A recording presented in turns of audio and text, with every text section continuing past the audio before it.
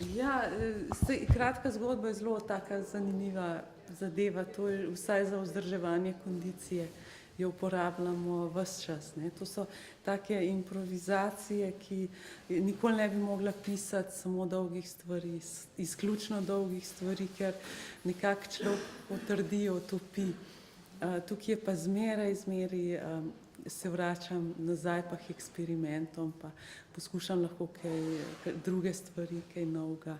Tako da mislim, da je to nepogrešljivo, tudi če jih ne bi objavila. To je, ja, to je in zmeraj je zanimivo to tudi pogledati po 20 letih recimo, tako kot to je deloma, ta knjiga je nastala iz ostankov prvenca, kar ni kar je zadnja redakcija izključila moja, ne, ali pa mogoče kar je nastajalo vzporedno, pa sem imela za neuspešno, ampak po 15, 20 letih sem pa videla v bistvu šele, kako bi jih morala napisati. Mislim, to je ena od dobrih stvari, ali pa mogoče edina dobra stvar na staranju, ne, da je človek 20 let starejši.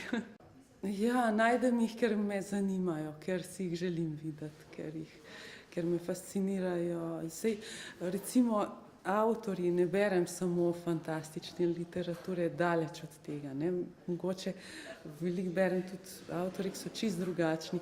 V bistvu me fantastika kot klasična neka predstava v fantastiki, ne vem, v smislu nekih trilogij pa prstanov pa tega, kar je zdaj tako medijsko razglašeno, me prej odbija, kot pa privlači, ne.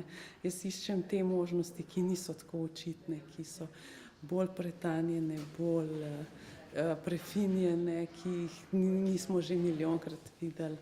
To je to, kar me zanima. Naslov, ja.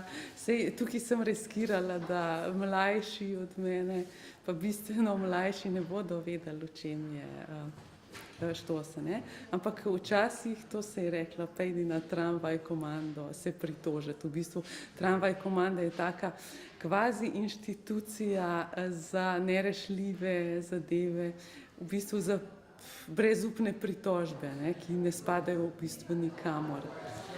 To je tako na pol posmehljivo rečeno, na pol res v neki zadregi. Je tak večplasten pojem, ja, ki sega od humorja do zares pač enih takih zapečatenih zadev.